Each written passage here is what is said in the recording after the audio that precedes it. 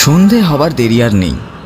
রাস্তার পুরনো বইয়ের দোকানে বই দেখে বেড়াচ্ছি, এমন সময় আমার বন্ধু কিশোরী সেন এসে বললে, আরে এখানে কি করছিস? একটা জ্যোতিষীকে হাত দেখাতে যাবি নাকি? আরে তারানাথ জ্যোতিষী, নাম শুনিসনি? মস্ত বড় গুণিন। হাত দেখানোর ঝোঁক চিরকালই আছে, সত্যিকার ভালো জ্যোতিষী কখনো দেখিনি। জিজ্ঞাসা করলাম, বড় জ্যোতিষী মানে কি? যা বলে তা সত্যি হয়? আমার অতীত ও বর্তমান বলতে পারে, ভবিষ্যতের কথা বললে অবশ্য বিশ্বাস হয় না। আরে চলি না, পকেটে 2-4 টাকা হবে তো, 2 টাকা তো নেবে, আবার দেখিয়ে নিবি, দেখ না কিছু বলতে টলতে পারে কিনা। কাছেই একটা গলির মধ্যে একতলা বাড়ির গায়ে টিনের সাইনবোর্ডে লেখা আছে, তারানাথ জ্যোতির্বিনোদ। এই স্থানে হাত দেখা ও কোষ্ঠী বিচার করা হয়। গ্রহ শান্তির কবচ তন্ত্রোক্ত মতে প্রস্তুত করি। আসুন ও দেখিয়া বিচার করুন। বড় বড় রাজা মহারাজার প্রশংসাপত্রও আছে। দর্শনী নামমাত্র। এই যে এই বাড়িটা। আমি হেসে বললাম,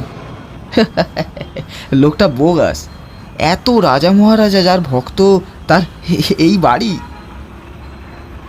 বাইরের দরজায় কড়া নাড়তেই ভিতর থেকে একটি ছেলে এসে বলল, আগে কে? কিশোরী জিজ্ঞেস করলো, জ্যোতিষী মশাই বাড়ি আছেন নাকি? ভিতর থেকে খানিকক্ষণ কোনো উত্তর শোনা গেল না। তারপর দরজা খুলে গেল। একটা ছোট ছেলে উঁকি মেরে আমাদের দিকে সন্নিগ্ধ চোখে তাকিয়ে জিজ্ঞেস করলো, কোথা থেকে আসছেন? আমাদের আসবার উদ্দেশ্য শুনে সে আবার বাড়ির ভিতরে চলে গেল। কিছুক্ষণ কারও কোনো সাড়া শব্দ পাওয়া গেল না। আমি বললাম, ব্যাপার যা দেখছি, তোমার জ্যোতিষী পাওনাদারের ভয়ে দিনরাত দরজা বন্ধ করে রাখে। ছেলেটাকে পাঠিয়েছে আমরা পাওনাদার কিনা দেখতে, এবার ডেকে নিয়ে যাবে। আমার কথাই ঠিক হলো। একটু পরেই ছেলেটা দরজা খুলে বলল, আসুন, ভিতরে আসুন। ছোট একটা তক্তাপোশের ওপর আমরা বসলাম। একটু পরে ভিতরের দরজা ঠেলে একজন বৃদ্ধ প্রবেশ করল।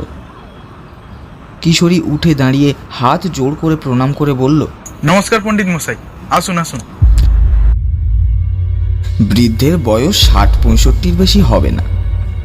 রং টকটকে গৌরবর্ণ। এ বয়সও গায়ের রঙে জৌলুস আছে। মাথার চুল প্রায় সবই উঠে গেছে। মুখের ভাবে ধূর্ততা ও বুদ্ধিমত্তা মেশানো। নিচের চোয়ালের গড়ন দৃঢ়। চোখ দুটি বড় বড়, উজ্জ্বল। জ্যোতিষীর মুখ দেখে আমার লর্ড রেডিংয়ের চেহারা মনে পড়ল।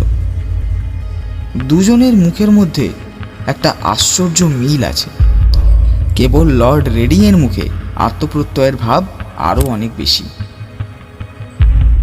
তার চোখের কোণের কুঞ্চিত রেখার মধ্যে একটু ভরসা হারানোর ভাব পরিস্ফুট, অর্থাৎ যতটা ভরসা নিয়ে জীবনে নেমেছিলেন তার যেন অনেকটাই হারিয়ে গেছে, এই ধরনের একটা ভাব। প্রথমে আমি হাত দেখালাম।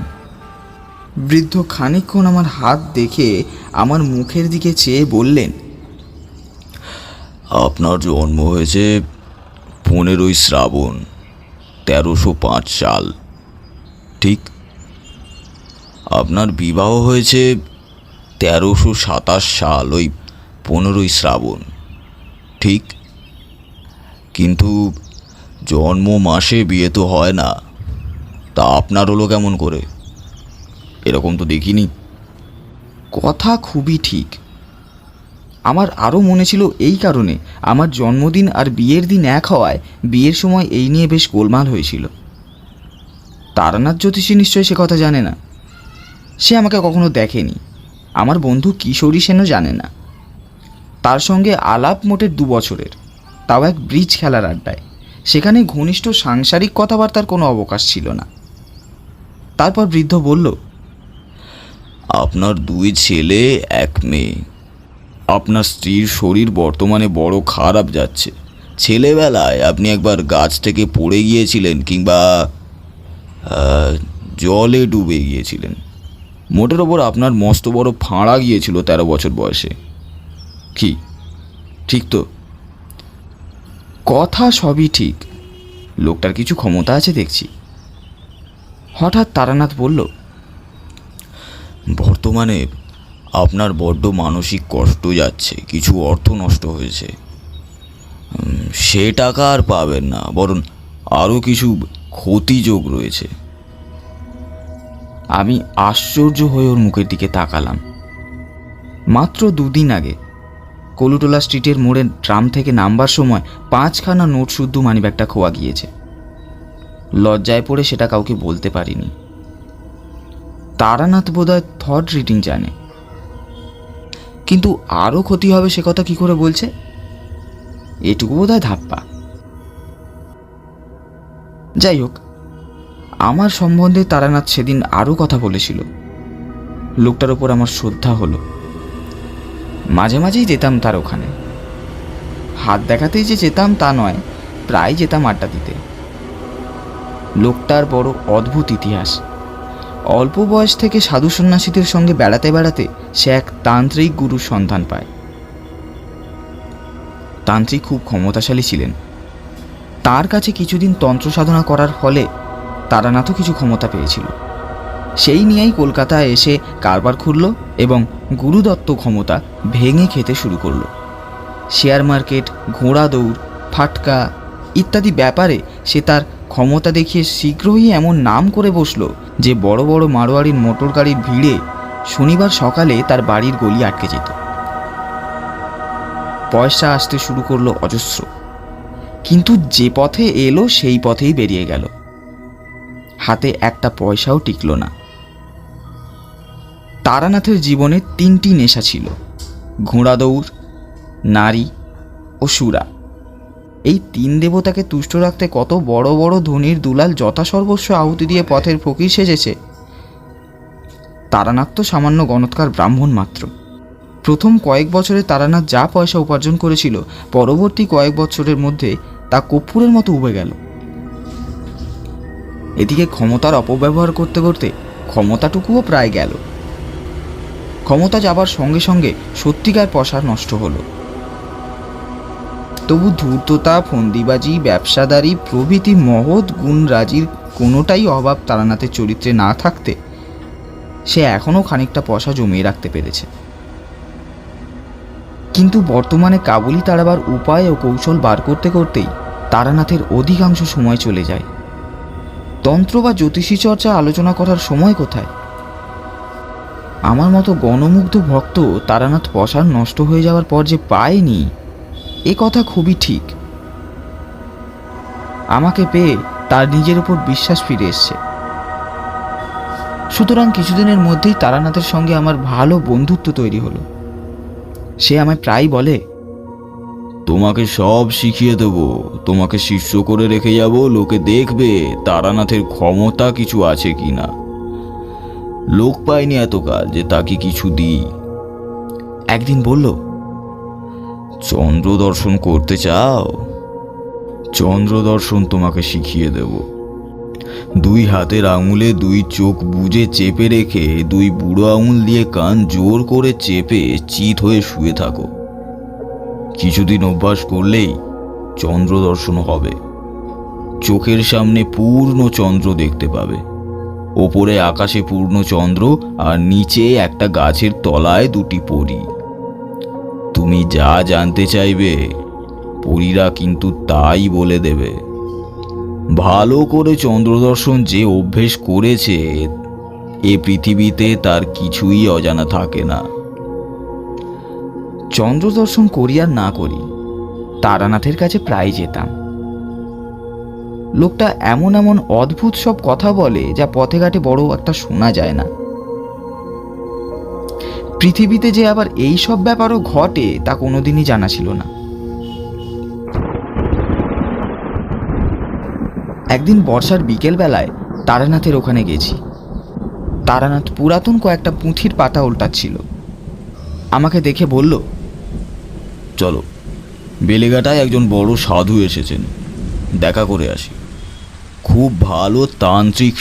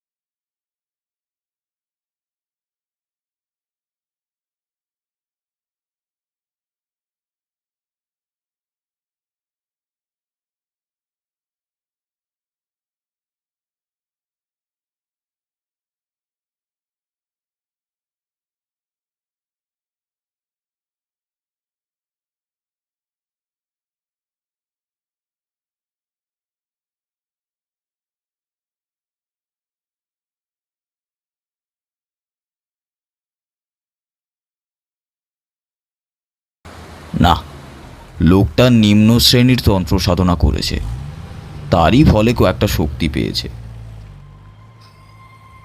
তাই বা পায় কি করে? বৈজ্ঞানিক উপায়ে কৃত্রিম আতর তৈরি প্রস্তুত করতেও তো অনেক তোড়জোড় করতে হয়। মুহূর্তের মধ্যে একজন লোক দূর থেকে আমার রুমালে বেলফুলের গন্ধ চালনা করলো। তার পিছনেও তো একটা প্রকাণ্ড বৈজ্ঞানিক অসম্ভবতা রয়েছে। কন্ট্যাক্ট অ্যাট এ ডিস্টেন্সের গোটা সমস্যাটাই তো এর মধ্যে জড়ানো।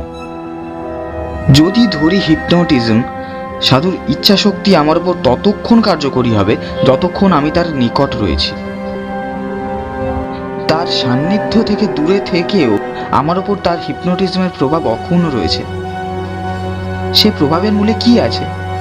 সে তো আর এক গুরুতর সমস্যা। তারানাথের সঙ্গে তার বাড়িতে গিয়ে বসলাম।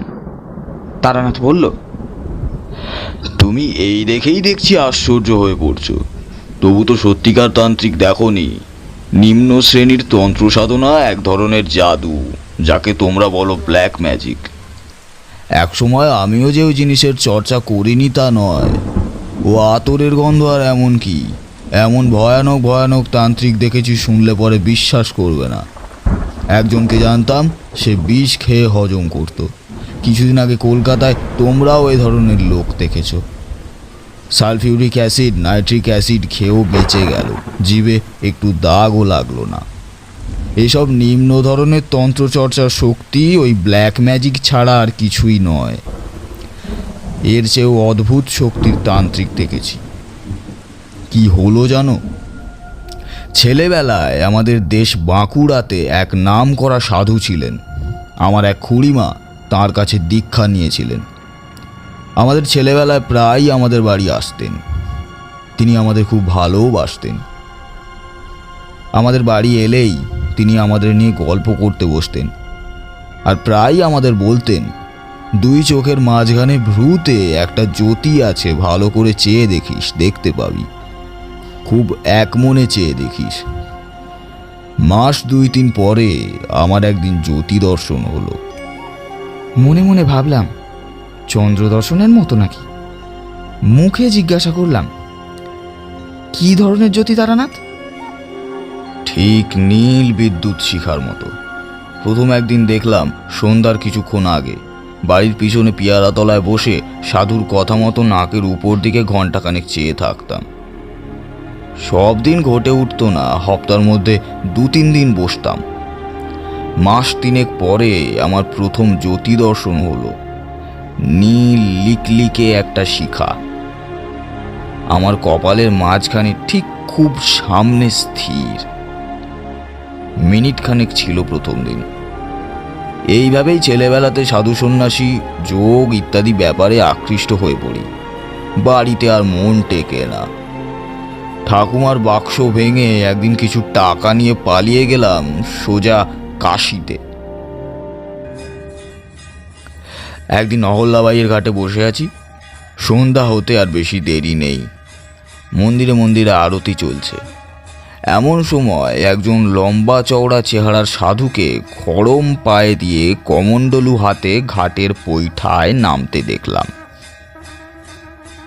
তার সারা দেহে এমন কিছু ছিল যা আমাকে আর অন্যদিকে চোখ ফেরাতে দিল না।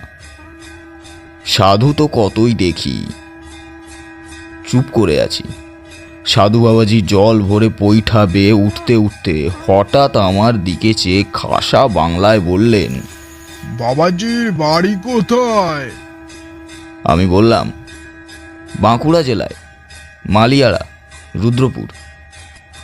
সাধু থমকে দাঁড়ালেন। আলিয়াড়া, রুদ্রপুর? তারপর কি যেন একটা ভেবে খুব অল্পক্ষণ একটু অন্যমনস্ক হয়ে তারপর বললেন, রুদ্রপুরের রামরূপ সান্যালের নাম শুনেছ? তাদের বংশে এখন কে কে আছে জানো? আমাদের গ্রামের সান্যালেরা একসময় খুব অবস্থাপন্ন ছিল।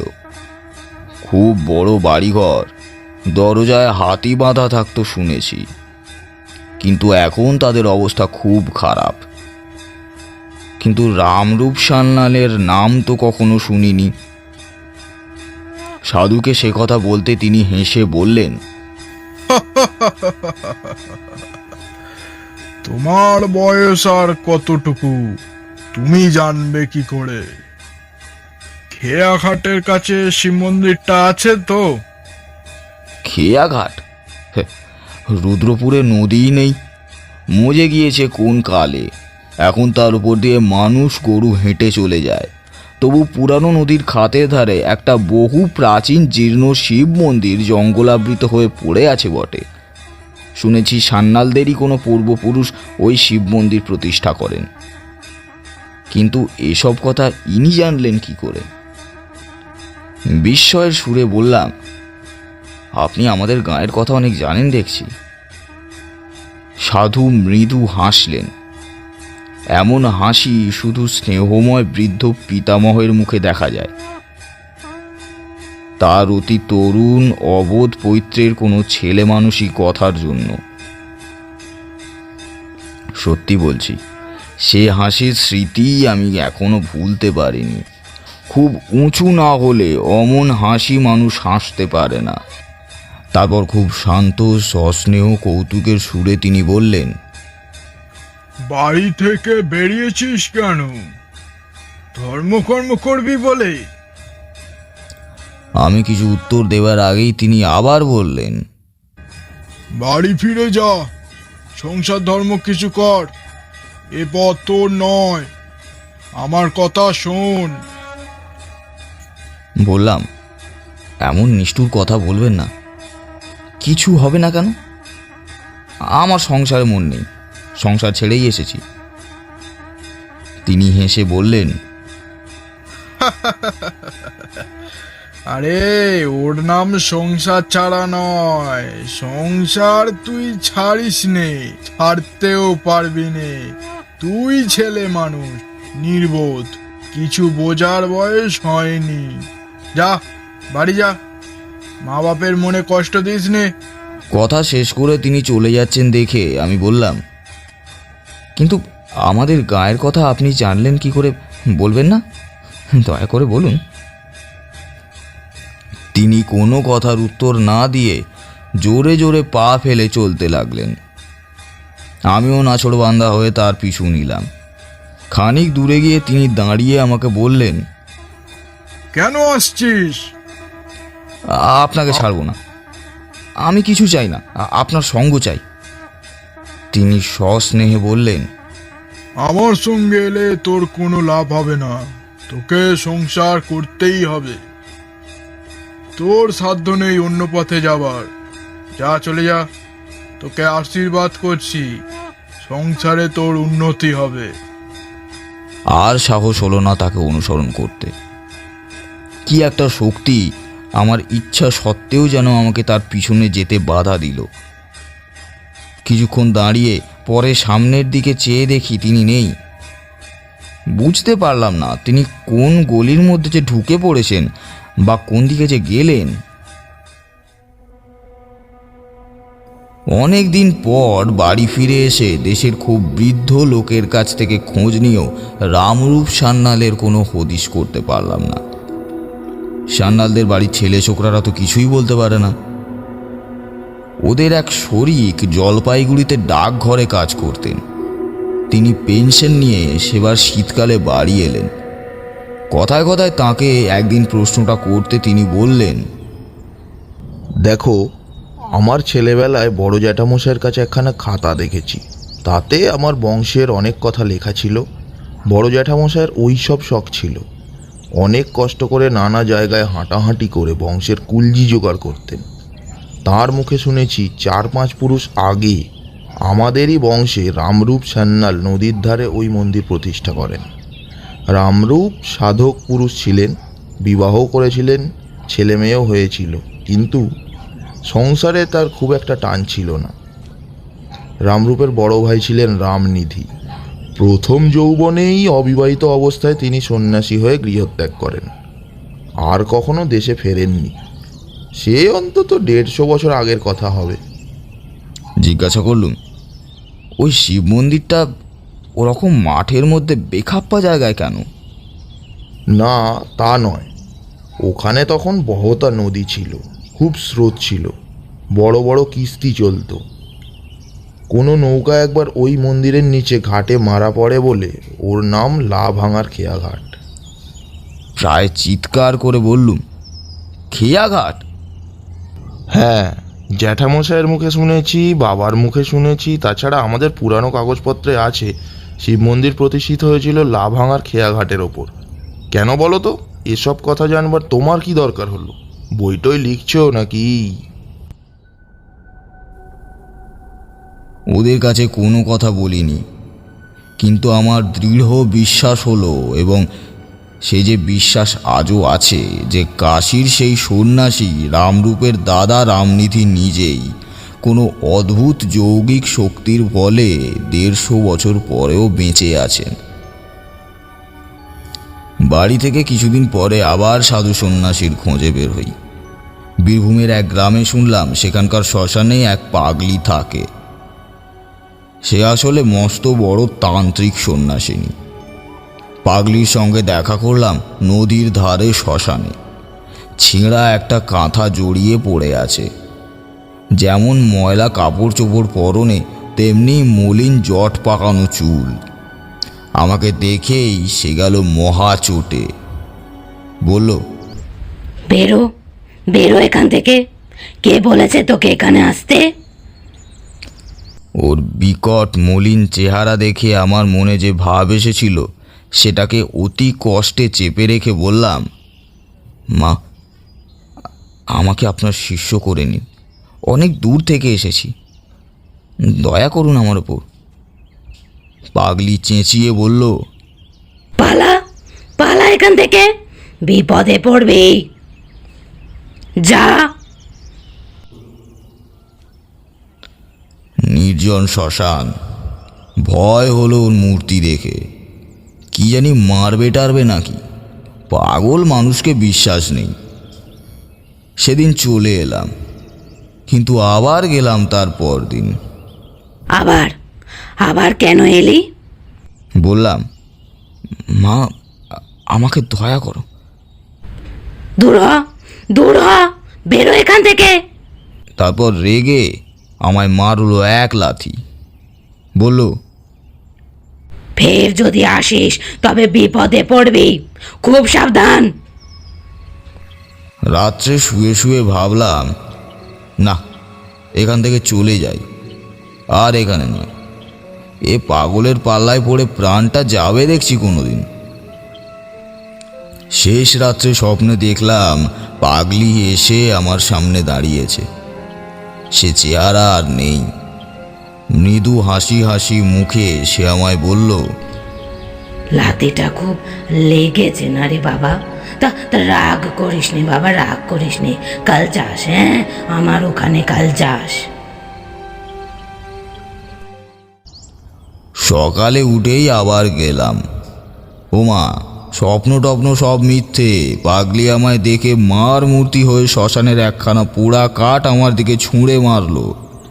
আমিও তখন মরিয়া হয়ে উঠেছি। বললাম, তবে আমাকে রাত্রে স্বপ্নে বলতে গিয়েছিলে কেন? হ্যাঁ, বলতে গিয়েছিলে কেন স্বপ্নে? তুমিই তো আসতে বললে, তাই তো এলাম। পাগলি খিলখিল করে হেসে উঠল। তোকে তোকে বলতে গিয়েছিলাম স্বপ্নে। তোর মুন্ডু চিবিয়ে খেতে গিয়েছিলাম। যা, বেরো। কেন জানি না, সে পাগলি আমাকে অদ্ভুতভাবে আকৃষ্ট করেছে। আমি বুঝলাম তখন সেখানে দাঁড়িয়ে। এ যতই আমাকে বাইরে তাড়িয়ে দেবার ভান করুক, আমার মনে হলো ভিতরে ভিতরে সে আমায় এক অজ্ঞাত শক্তির বলে টানছে। হঠাৎ সে বলল, বউ সেখানে। তার আঙুল তুলে দেখিয়ে দেবার ভঙ্গিটা যেন খুব রাজা মহারাজাদের ঘরের কর্তির মতো। তার সে হুকুম পালন না করে উপায় নেই, কাজেই বসতে হলো। সে বলল, কেন এখানে এসে বিরক্ত করিস বলতো? তোর দ্বারা কি হবে? হ্যাঁ, কিচ্ছু হবে না।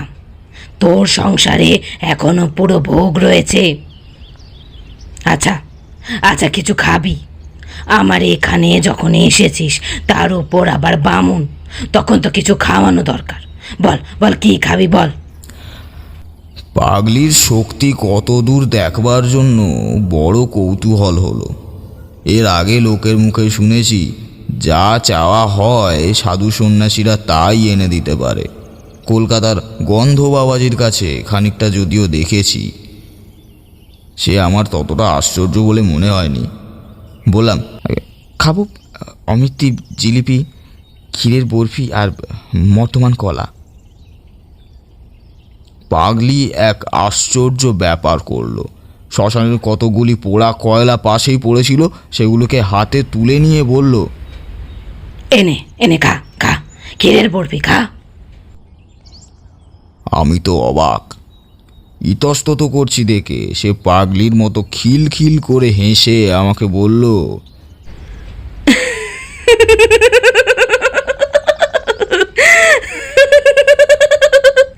খা খা খা খা খা খা, ক্ষীরের বরফি খা খা। আমার মনে হলো এ তো দেখছি পুরো পাগল, কোনো কাণ্ডজ্ঞান নেই। এর কথায় মরা পোড়ানো কয়লা মুখে দেব? ছি ছি। কিন্তু আমার তখন আর ফেরবার পথ নেই। অনেক দূর এগিয়েছি, দিলাম সেই কয়লা মুখে পুড়ে, যা থাকে কপালে। পরক্ষণেই থু থু থু করে সেই বিস্বাদ কয়লার টুকরো মুখ থেকে বার করে ফেলে দিলুম। পাগলি আবার খিলখিল করে হেসে উঠল।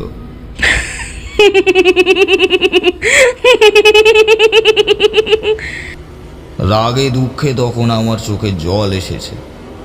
কি বোকামি করেছি এখানে এসে। এ পাগল, পাগল ছাড়া আর কিচ্ছু নয়, বদ্ধ উন্মাদ। পাড়া গাঁয়ের ভূতেরা সাধু বলে নাম রটিয়েছে। পাগলি হাসি থামিয়ে বিদ্রুপের সুরে বললেন, কেলি, হ্যাঁ কেলি রাবড়ি, বর্তমান কলা, পেটুক কোথাকার, পেটের জন্য এসেছে শ্মশানে আমার কাছে। দূর হ জানোয়ার, দূর হ। আমার ভয়ানক রাগ হলো। অমন নিষ্ঠুর কথা আমাকে কখনো কেউ বলেনি। উঠে চলে এলাম। বিশ্বাস করবে না, আবার সেদিন রাত্রে পাগলিকে স্বপ্নে দেখলাম। আমার শিয়রের দিকে দাঁড়িয়ে হাসি হাসি মুখ করে বলছে, রাগ করিস নে বাবা, রাগ করিস নে, হ্যাঁ রাগ করে না, আসিস আজ, হ্যাঁ রাগ করে না, রাগ করে না, ছি রাগ করে না। এখনো পর্যন্ত আমার সন্দেহ হয় পাগলিকে স্বপ্নে দেখেছিলাম না জাগ্রত অবস্থায়। যা হোক, জেগে উঠে আমার রাগ আর রইল না। পাগলি আমায় জাদু করলো নাকি? গেলাম আবার দুপুরে। এবারে কিন্তু তার মূর্তি ভারী প্রসন্ন। আবার এসেছিস দেখছি, আচ্ছা নাচুর বান্দা তো তুই। আমি বললাম, কেন বাঁদর নাচ নাচাচ্ছ আমায় নিয়ে? দিনে অপমান করে বিদেয় করে আবার রাত্রে কি আসতে বলছো? এরকম হয়রান করে তোমার লাভ কি? পাগলি বললে, পারবি তুই, সাহস আছে, ঠিক যা বলবো তা করবি। আজ রাত্রে আমায় তুই মেরে ফেল, গলা টিপে মেরে ফেল, তারপর তারপর আমার মৃতদেহের ওপর বসে তোকে সাধনা করতে হবে। নিয়ম নিয়ম আমি বলে দেবো, নিয়ম আমি বলে দেবো। বাজার থেকে মদ কিনে নিয়ে আয়, আর দুটো চাল ছোলা ভাজা নিয়ে আয়।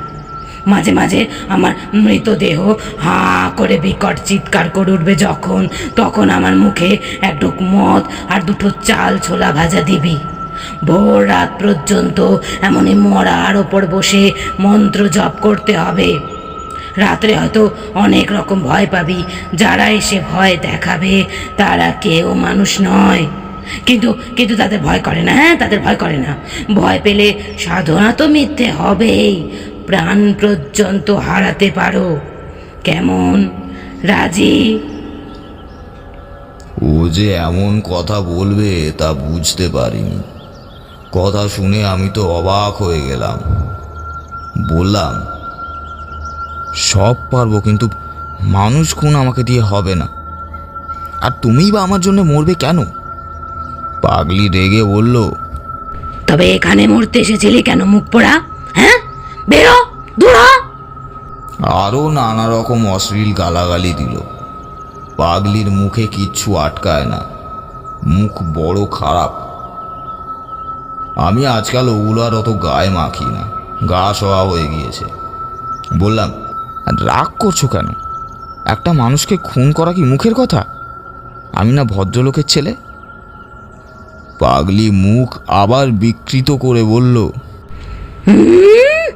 ভদ্রলোকের ছেলে, ভদ্রলোকের ছেলে? তবে এ পথে এসেছিস কেন রে, অলপে ঘাটের মরা? তন্ত্রমন্ত্রে সাধনা ভদ্রলোকের ছেলের কাজ নয়। যা গিয়ে কামিজ চাদর পরে চাকরি কর, গিয়ে বেরো। বললাম, তুমি শুধু রাগই করো, পুলিশের হাঙ্গামার কথা তো ভাবছই না। আমার যদি ফাঁসি হয় তখন ঠেকাবে কে? মনে মনে আবার সন্দেহ হলো, না, এ নিতান্তই পাগল, বদ্ধ উন্মাদ। এর কাছে এসে শুধু এতদিন সময় নষ্ট করেছি, তাছাড়া আর কিছুই না। তখনই মনে পড়ল, পাগলির মুখে শুদ্ধ সংস্কৃত শ্লোক শুনেছি, তন্ত্রের কথা শুনেছি। সময় সময় সত্যি এমন কথা যে বলে, ওকে বিদুষী বলে সন্দেহ হয়। সেই দিন থেকে পাগলি আমার ওপর প্রসন্ন হলো। বিকেলে যখন গেলাম তখন নিজে থেকেই ডেকে আমাকে বলল, হায়, আমার রাগ হলে আর জ্ঞান থাকে না। তোকেও বেলা গালাগাল দিয়েছি, কিছু কিছু মনে করিস নে বাবা। ভালোই হয়েছে তুই সাধনা করতে চাসনি। ওসব নিম্নতন্ত্রের সাধনা, ওতে মানুষের কতগুলো শক্তি লাভ হয়, তাছাড়া আর কিছু হয় না। বললাম, কিভাবে শক্তি লাভ হয়? পাগলি বলল, পৃথিবীতে নানা রকম জীব আছে, তাদের চোখে দেখতে পাওয়া যায় না। মানুষ মরে দেহ শূন্য হলে চোখে দেখা যায় না, আমরা তাদের বলি ভূত। এছাড়া আরো অনেক রকম প্রাণী আছে, তাদের বুদ্ধি মানুষের চেয়ে কম, কিন্তু শক্তি বেশি। এদেরও দেখা যায় না। তন্ত্রে এদের ডাকিনী, শাকিনী এইসব নাম। এরা কখনো মানুষ ছিল না। মানুষ মরে যেখানে যায় এরা সেখানকার প্রাণী। মুসলমান ফকিরেরা এদের জিন বলে। এদের মধ্যে ভালো মন্দ দুই আছে। তন্ত্র সাধনার বলে এদের বশ করা যায়। তখন যা বলা যায় এরা তাই করে, করতেই হবে, না করে যে উপায় নেই। কিন্তু এদের নিয়ে খেলা করার বিপদ আছে। অসাবধান তুমি যদি হয়েছ, তোমাকে মেরেও ফেলতে পারে। অবাক হয়ে ওর কথা শুনছিলাম। এসব কথা আর কারো মুখে কখনো শুনিনি। এর মতো পাগলের মুখেই এই কথা বাজে। আর যেখানে বসে আছি তার পারিপার্শ্বিক অবস্থাও এই কথার উপযুক্ত বটে। গ্রাম্য শ্মশান, একটা বড় তেঁতুল গাছ আর একদিকে কতগুলো শিমুল গাছ। 2-4 দিন আগের একটা চিতার কাঠ কয়লা আর একটা কলসি জলের ধারে পড়ে রয়েছে। কোনো দিকে কোনো লোকজন নেই। অজ্ঞাতসারে আমার গা যেন শিউরে উঠল। পাগলি তখনও বলে যাচ্ছে অনেক সব কথা, অদ্ভুত ধরনের কথা। কৌতূহল আর সংবরণ করতে না পেরে আমি জিজ্ঞেস করলাম, তুমি তাহলে হাকিনী মন্ত্রে সিদ্ধ, তাই না? ঠিক বলো। পাগলি চুপ করে রইল। আমি তাকে প্রশ্ন করলাম না। বুঝলাম পাগলি এই কথা কিছুতেই বলবে না, কিন্তু এ বিষয়ে আমার কোনো সন্দেহ রইল না। পরদিন গ্রামের লোকে পাগলির সম্বন্ধে আমাকে অনেক কথা বলল, আপনি ওখানে যাবেন না অত ঘন ঘন, পাগলি ভয়ানক মানুষ, ওর মধ্যে এমন শক্তি আছে আপনার একেবারে সর্বনাশ করে দিতে পারে, ওকে বেশি ঘাঁটাবেন না মশাই। গাঁয়ের লোকও ওর কাছে ঘেঁষে না, বিদেশি লোক মারা পড়বেন শেষে। মনে মনে ভাবলাম, কি আর আমার করবে, যা করবার তো তা করে ফেলেছে, তার কাছে না গিয়ে থাকবার শক্তি আমার নেই। তারপরে একদিন যা হলো তা বিশ্বাস করবে না। একদিন সন্ধ্যের পরে পাগলির কাছে গেছি, কিন্তু এমনভাবে গেছি পাগলি টের না পায়। পাগলির সেই বটতলায় গিয়ে হঠাৎ অবাক হয়ে দাঁড়িয়ে দেখলাম বটতলায় পাগলি বসে নেই, তার বদলে একটি ষোড়শী বালিকা গাছের গুঁড়িতে ঠেস দিয়ে সামনের দিকে চেয়ে রয়েছে। চোখের ভুল না, আমার তখন কাঁচা বয়স, চোখে ঝাপসা দেখবার কথা নয়, স্পষ্ট দেখলাম। ভাবলাম তাই তো, এ আবার কে এলো, গিয়ে দেখি তো একবার। দু পা এগিয়ে গিয়ে সংকোচের সঙ্গে জিজ্ঞেস করলাম, মা, তিনি কোথায় গেলেন? মেয়েটি হেসে বলল, কে? সেই সেই তিনি যিনি এখানে থাকতেন। মেয়েটি খিলখিল করে হেসে উঠে বলল, মরণ, কে তার নামটাই বলো না, নাম বলতে লজ্জা হচ্ছে নাকি? আমি চমকে উঠলাম। সেই পাগলি তো, সেই হাসি, সেই কথা বলার ভঙ্গি, এই ষোড়শী বালিকার মধ্যে সেই পাগলি রয়েছে লুকিয়ে। সে এক অদ্ভুত আকৃতি, ভেতরে সেই পরিচিতা পাগলি, বাইরে অপরিচিতা রূপসী সুন্দরী বালিকা। এসো না, এসো এসো এসো, বসো বসো, পাশে এসে বসো। লজ্জা কি? আহা আহা, আরো তো লজ্জায় দরকার নেই। এসো এসো এসো। মেয়েটি হেসে ঢলে পড়ে আর কি। হঠাৎ আমার বড় ভয় হলো। মেয়েটির রকম সকম আমার ভালো বলে মনে হলো না।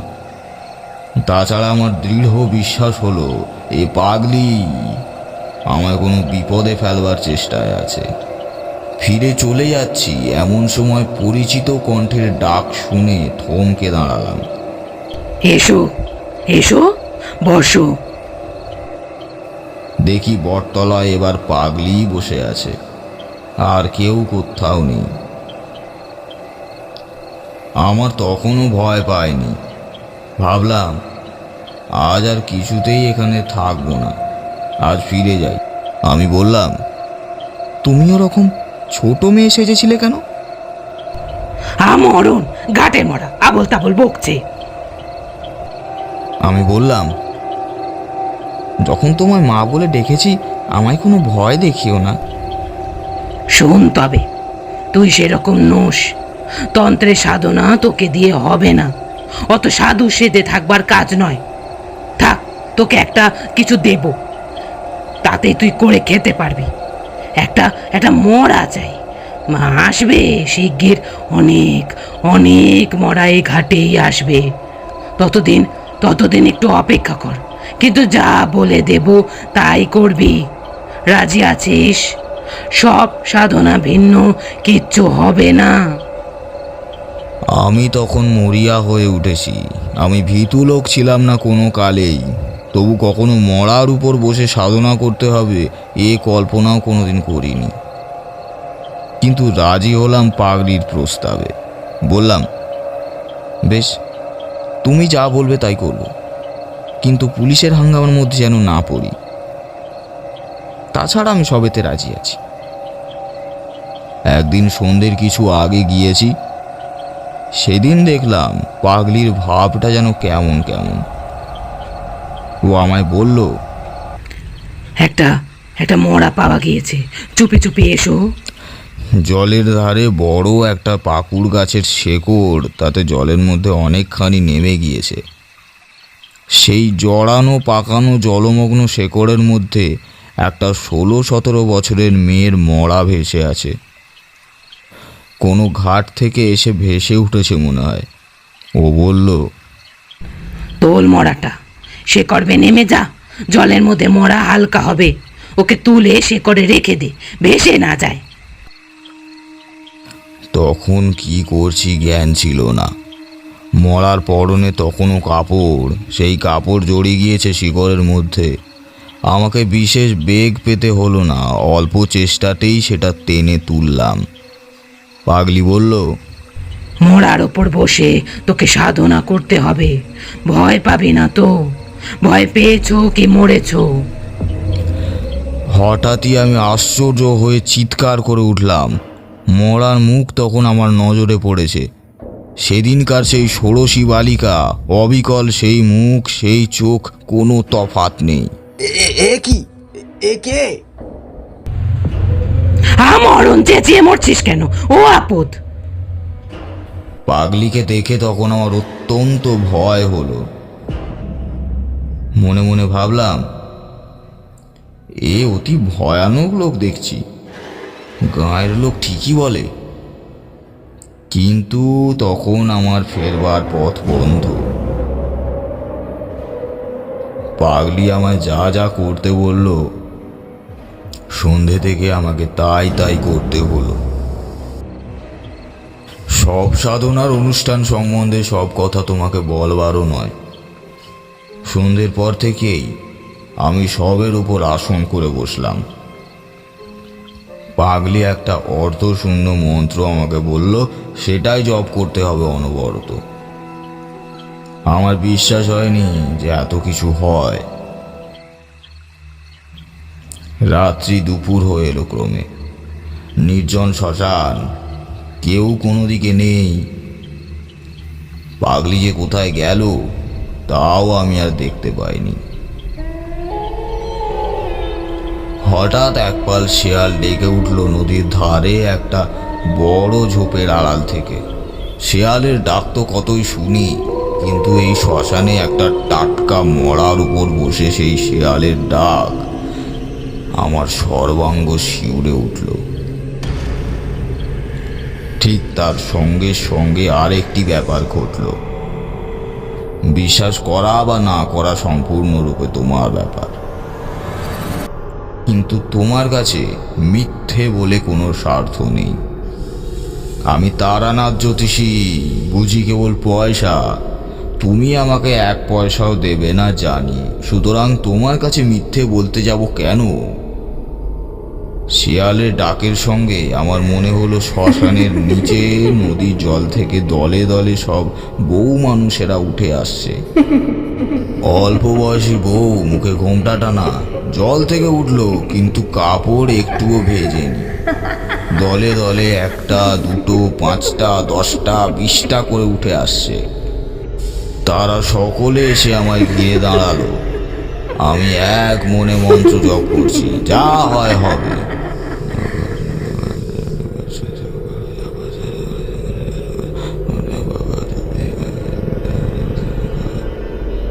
একটু পরে ভালো করে চাইতে গিয়ে দেখি আমার চারপাশে একটাও বউ নেই।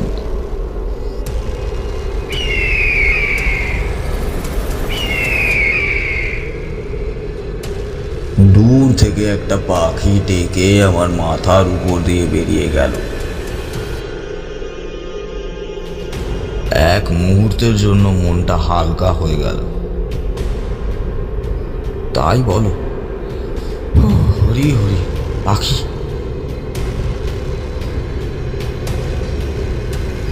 চিন্তাটা আমার মনে সম্পূর্ণ হয়নি, পরক্ষণে আমার চারপাশে মেয়ে গলায় কারা যেন খলখল করে হেসে উঠল।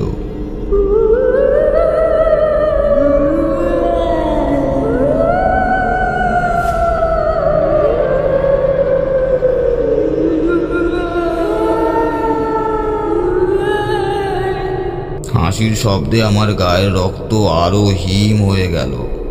চেয়ে দেখি তখনও একটাও পাখি নেই, সব অল্প বয়সী বউ। তারা তখন সবাই একযোগে ঘোমটা খুলে আমার দিকে চেয়ে আছে। আর তাদের চারিদিকে সেই বড় বড় মাঠের যেদিকে তাকাই অসংখ্য নরকঙ্কাল, দূরে নিকটে ডাইনে বাঁয়ে মাথার উপরে পায়ের নিচে সাদা সাদা হয়ে দাঁড়িয়ে আছে। কতকালের পুরানো জীর্ণ হাড়ের কঙ্কাল। তাদের অনেকগুলোর হাতে সব আঙুল নেই, অনেকগুলোর হাড় রোদে জলে চটা উঠে গিয়েছে। কোনোটার মাথার খুলি ফুটো, কোনোটার পায়ের নলির হাড় ভেঙে বেঁকে গেছে।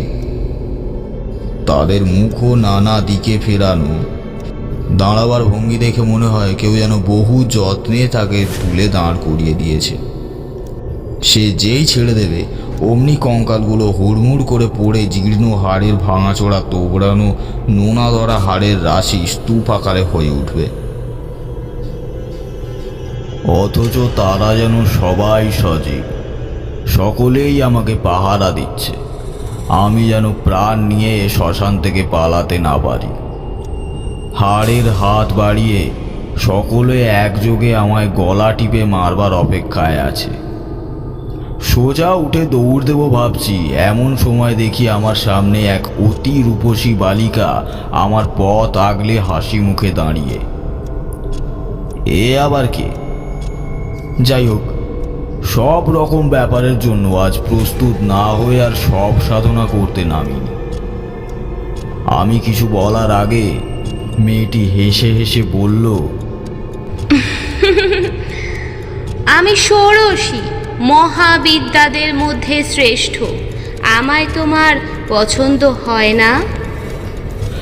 মহাবিদ্যা টহাবিদ্যার নাম শুনেছি বটে পাগলির কাছে, কিন্তু তাদের তো শুনেছি অনেক সাধনা করেও দেখা মেলে না। আর এত সহজে ইনি। বললাম, আমার সৌভাগ্য যে আপনি এসেছেন, আমার জীবন ধন্য হলো। মেয়েটি বলল, তবে তুমি মহাডামরি সাধনা করছো কেন? আগে আমি তো জানি না কোন সাধনা কীরকম। পাগলি আমায় যেমন বলে দিয়েছে তেমনই করছি। বেশ, মহাডামরি সাধনা তুমি ছাড়ো, ও মন্ত্র জপ করো না। যখন দেখা দিয়েছি তখন তোমার আর কিচ্ছুতে দরকার নেই। তুমি মহাডামরি ভৈরবীকে দেখোনি, অতি বিকট তার চেহারা, তুমি ভয় পাবে। ছেড়ে দাও ও মন্ত্র। সাহস ভর করে বললাম, সাধনা করে আপনাদের আনতে হয় শুনেছি, কিন্তু আপনি এত সহজে আমাকে দেখা দিলেন কেন? তোমার সন্দেহ হচ্ছে? আমার মনে হলো এই মুখ আমি আগে কোথাও দেখেছি, কিন্তু তখন আমার মাথার গোলমাল হয়ে গিয়েছে, কিছুই ঠিক করতে পারলাম না। বললাম, সন্দেহ নয়, কিন্তু বড় আশ্চর্য হয়ে গিয়েছি। আমি কিছুই জানি না কে আপনারা। যদি অপরাধ করি মাফ করুন, কিন্তু কথাটার জবাব যদি পাই। বালিকা বললে, মহাডামরিকে চেনো না, আমাকেও চেনো না, তাহলে আর চিনে কাজ নেই। এসেছি কেন জিজ্ঞেস করছো? দিবৌঘ পথের নাম শোনোনি তন্ত্রে? পাষণ্ড দলনের জন্যে ওই পথে আমরা পৃথিবীতে নেমে আসি। তোমার মন্ত্রে দিবৌঘ পথে সারা জেগেছে, তাই ছুটে দেখতে এলাম। কথাটা ভালো বুঝতে পারলাম না, ভয়ে ভয়ে বললাম, আমি কি খুবই পাষণ্ড? বালিকা খিলখিল করে হেসে উঠল, বলল, তোমার বেলায় এসেছি সম্প্রদায় রক্ষার জন্য, অত ভয় কিসের? আমি না তোকে লাথি মেরেছি, শ্মশানের পোড়া কাঠ ছুঁড়ে মেরেছি? তোকে পরীক্ষা না করে কি সাধনার নিয়ম বলে দিয়েছি তোকে?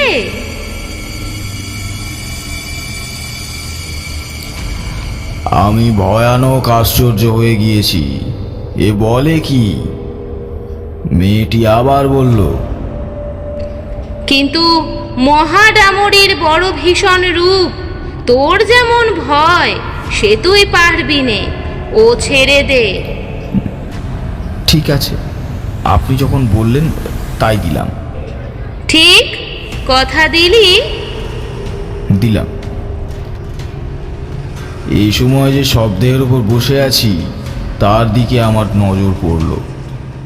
পড়তেই ভয়ে ও বিস্ময়ে আমার সর্বশরীর কেমন যেন হয়ে গেল। শব্দের সঙ্গে সামনের ষোড়শী রূপসীর চেহারার কোনো তফাৎ নেই, একই মুখ, একই রং, একই বয়স। বালিকা ব্যঙ্গের হাসি হেসে বলল,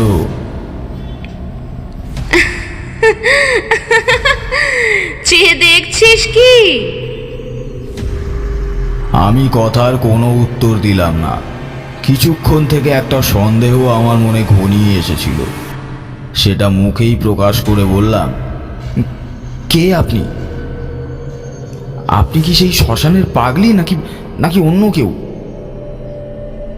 একটা বিকট বিদ্রুপের হাসিতে রাত্রিরের অন্ধকার চিরে ফেটে চৌচির হয়ে গেল।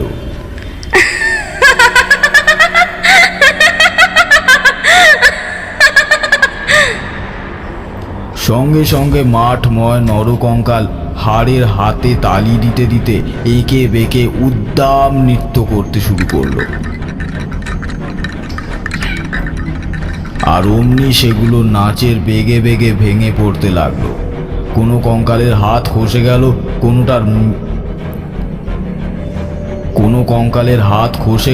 কোনোটার মেরুদণ্ড, কোনোটার কপালের হাড়, কোনোটার বুকের পাঁজরগুলো। তবু তাদের নৃত্য সমানে চলেই যাচ্ছে। এদিকে হাড়ের রাশি উঁচু হয়ে উঠল, আর হাড়ে হাড়ে লেগে কি বীভৎস ঠক ঠক শব্দ। হঠাৎ আকাশের এক প্রান্ত যেন জড়িয়ে গুটিয়ে গোল কাগজের মতো হয়ে গেল, আর সেই ছিদ্রপথে যেন একটি বিকট নারী উন্মাদিনীর মতো আলু থালু বেশে নেমে আসছে দেখলাম। সঙ্গে সঙ্গে চারপাশের বনের শেয়ালের দল আবার ডেকে উঠল।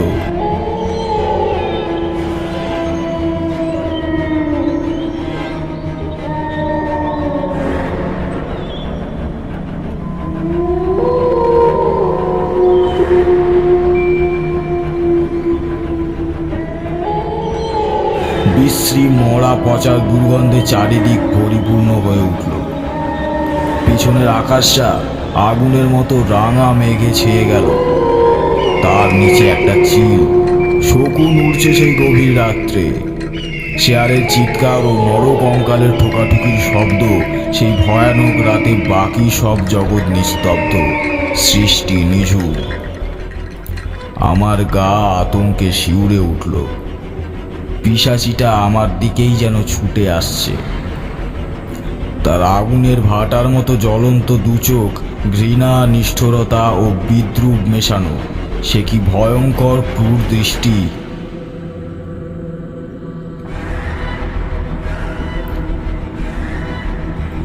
সেই শিয়ালের ডাক, সেই আগুন রাঙা মেঘের সঙ্গে পিশাচির সেই দৃষ্টিটা মিশে গিয়েছে একই উদ্দেশ্যে।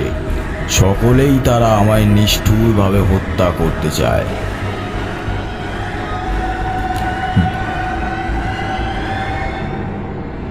হঠাৎ যে শবটার উপর বসে আছি, সেই শবটা চিৎকার করে কেঁদে উঠল। আমায় উদ্ধার করো।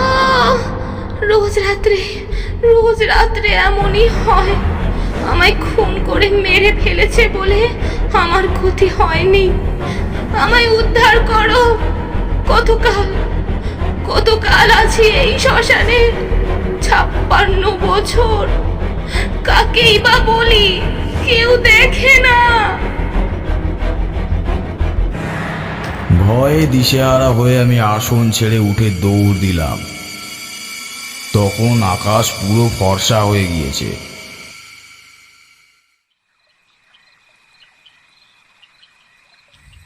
বোধহয় অজ্ঞান হয়ে পড়েছিলাম। জ্ঞান হলে চেয়ে দেখি আমার সামনে সেই পাগলি বসে মৃদু মৃদু ব্যঙ্গের হাসি হাসছে। সেই বটতলায় আমি আর পাগলি দুজনে বসে। পাগলি বলল, যা যা যা যা, তোর দৌড় বোঝা গিয়েছে, যা। আসন ছেড়ে পালিয়েছিলি না? আমার শরীর তখনও ঝিমঝিম করছে। বললুম, কিন্তু আমি ওদের দেখেছি। তুমি যে ষোড়শী মহাবিদ্যার কথা বলতে, তিনিই এসেছিলেন। পাগলি মুখ টিপে টিপে হেসে বলল, তাই তুই ষোড়শীর রূপ দেখে মন্ত্র জপ ছেড়ে দিলি? দূর, ওসব হাকিনীদের মায়া, ওরা সাধনায় বাধা। তুই ষোড়শীকে চিনিস না? শ্রী ষোড়শী সাক্ষাৎ ব্রহ্মশক্তি এবং দেবী ত্রক্ষরিত মহা ষোড়শী সুন্দরী।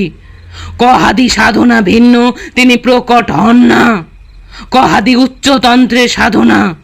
তুই তার জানিস কি রে? ওসব মায়া।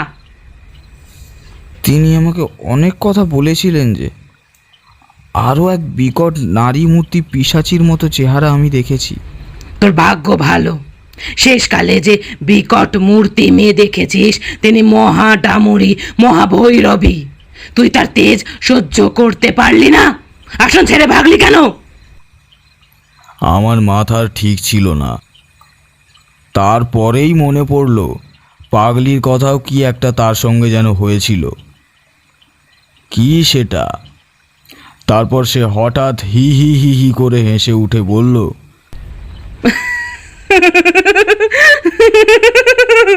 মুখ পোড়া বাদর কোথাকার, উনি দেখা পাবেন ভৈরবীদের। আমি যাদের নাম মুখে আনতে সাহস করি নে, হাকিনীদের নিয়ে কারবার করি, অলপ্পে তোকে ভেলকি দেখিয়েছি। তুই তো সবসময় আমার সামনে বসে আছিস বটতলায়। কোথায় গিয়েছিলি তুই? সকাল কোথায়? এখন যে সারা রাত সাধনা করে আসন ছেড়ে এলি, এই তো সবে সন্ধে। আমার চমক ভাঙল। পাগলি সত্যিই ভয়ানক লোক, সত্যিই তো সবেমাত্র সন্ধে হয়। আমার সব কথা মনে পড়ে গেল। এসেছি ঠিক বিকেল 6টায়, আষাঢ় মাসের দীর্ঘ বেলা। মরা ডাঙায় তোলা সব সাধনা, নরকঙ্কাল, ষোড়শী, উড়ন্ত চিল শকুনের ঝাঁক সব আমার ভ্রম। হতবম্বের মতো বললাম, কেন এমন ভোলালে? আর এমন মিথ্যে ভয় বা দেখালে কেন? পাগলি বলল, তোকে বাজিয়ে নিচ্ছিলাম। তোর মধ্যে সে জিনিস নেই, তোর কর্ম নয়, তন্ত্রের সাধনা। তুই আর কোনো দিনও এখানে আসবার চেষ্টা করবি নে, এলেও আর দেখা পাবি নে।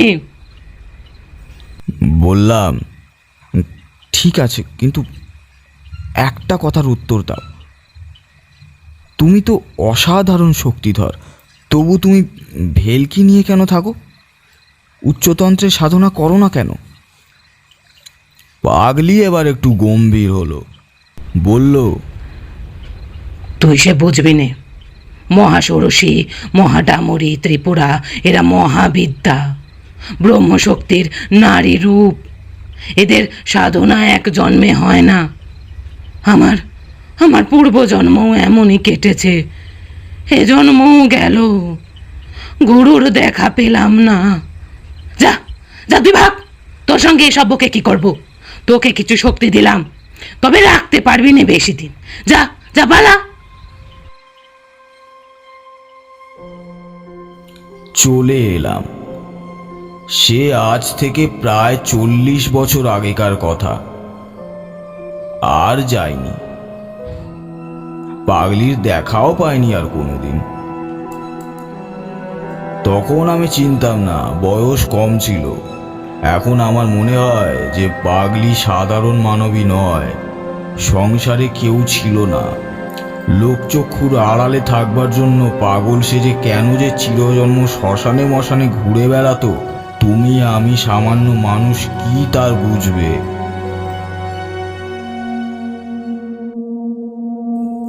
যাক সেসব কথা। শক্তি পাগলিই দিয়েছিল, কিন্তু রাখতে পারলাম না। ঠিকই বলেছিল, আমার মনে অর্থের লালসা ছিল, তাতেই গেল সব। কেবল চন্দ্র দর্শন এখনো করতে পারি। তুমি চন্দ্র দর্শন করতে চাও? এসো, চিনিয়ে দেব। 2 হাতের বুড়ো আঙুল দিয়ে। আমি দেখলাম তারানাথের বকুনি আজ আর থামবে না, অন্তত যতক্ষণ এখানে আছি। উঠে পড়লাম। বেলা 12টা বাজে। আপাতত চন্দ্র দর্শনের থেকেও এক গুরুতর কাজ বাকি। তারানাথের কথা বিশ্বাস করছি কিনা জিজ্ঞেস করছেন? এটার আমি কোনো উত্তর দেব না।